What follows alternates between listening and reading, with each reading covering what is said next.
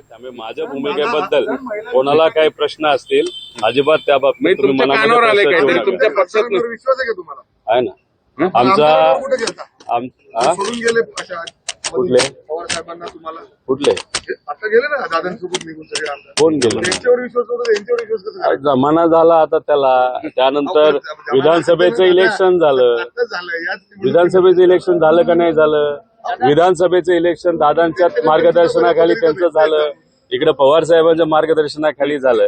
जुन्या तुमची काय- गोष्टी दादा, काढून ऐका. आता काय चाललंय याच्यावर परिणाम थेट होत नसतो. मुद्द्यावर येऊ. तुमची काय इच्छा आहे? तुमच्या पक्षाच्या खासदारांनी या बिलाच्या विरोधात मतदान करावं की बाजूने मतदान करावं की गैरहजर राहावं? कारण इच्छापेक्षा माझा विश्वास आहे की आमचे सर्व खासदार आठही खासदार डिलिमिटेशनच्या विरोधात त्या ठिकाणी मतदान करतील. कोणी अनुपस्थित राहणार नाही. उपस्थित राहून डिलिमिटेशनच्या विरोधात मतदान करतील. 50% असू नाहीतर काही वेगळं असू. कारण डिलिमिटेशन हे फक्त नाव आहे. जसे वॉर्ड फोडले जातात, प्रभाग फोडले जातात, तसंच लोकसभा मतदारसंघ आणि विधानसभा मतदारसंघ भाजपने 2016 पासून त्याच्यावर काम केलेलं आहे. 2011ला जे अधिकारी डिलिमिटेशन मध्ये इन्व्हॉल्ड होते त्यांना आता त्यांनी पगारावर घेतलेला आहे. आणि उद्या जाऊन जसे वॉर्ड फोडले, जसे जर लोकसभा आणि विधानसभा फोडायला लागले तर मग मात्र त्या ठिकाणी लोकशाही या देशामध्ये राहील असं आम्हाला वाटत नाही. मग एवढं करून तुमच्या खासदारांनी समजा ऐनवेळी जसं मोदींनाच भेटायला चालले, काही सेटलमेंट झाली, मग पुढे काय? कदाचित मोदी साहेबांना जाऊन हे सांगण्यासाठी जात असते की डिलिमिटेशन करू नका. पण आता सत्यजित तांबे तिथं आंदोलन करतायत. पोलिसांनी त्यांना ताब्यात घेतलेलं आहे. मुंबई पुणे हायस्पीड पुणे नाशिक हायस्पीड रेल्वेचं अमोल कोल्हे देखील त्या ठिकाणी पोहोचलेले आहेत. कशा पद्धतीने म्हणजे सत्ताधारी पक्षातच आहेत ते सुद्धा आता. आणि अशा पद्धतीने नाही, एक आंदोलन चांगली करून- गोष्ट आहे की त्यांनी आंदोलन करण्याची भूमिका तिथे घेतली, लोकांच्या बाजूने घेतली, या सरकारच्या विरोधात घेतली.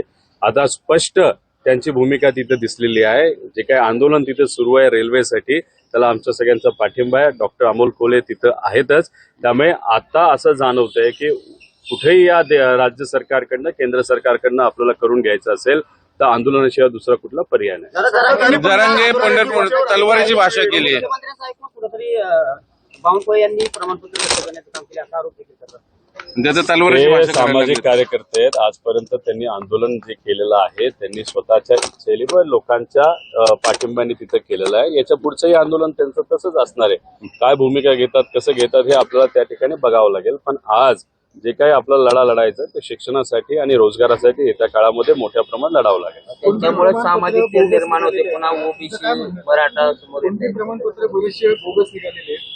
राजकीय लोकांची तर अवैध ठरवलेली आहेत. आता विद्यार्थ्यांवर तो मोर्चा येण्याची शक्यता आहे. त्या संदर्भात तुमची भूमिका काय?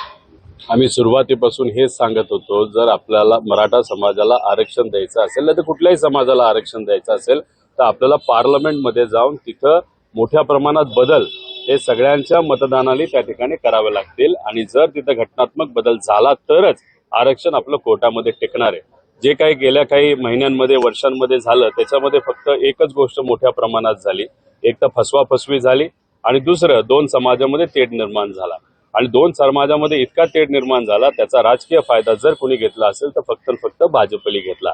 त्यामुळे भाजप कधीही एकोपा, बंधुभाव विचारात घेऊन काम करणारा पक्ष नसून तो विभाजन करून, मताचं विभाजन करून आपण निवडून कसं येऊ शकतो.